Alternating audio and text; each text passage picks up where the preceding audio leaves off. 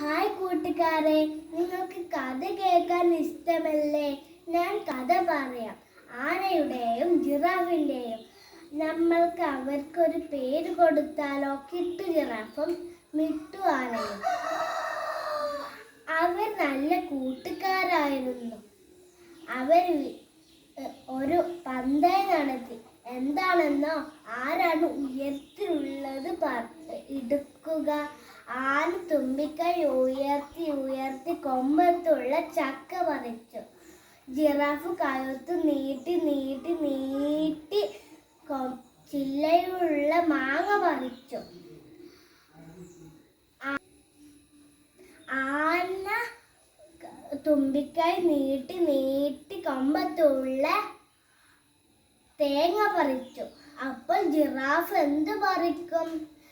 നമുക്ക് നോക്കാം. ജിറാഫ് കഴുത്ത് നീട്ടി നീട്ടി നീട്ടി ചില്ലയുള്ള മേലോട്ട് പോയി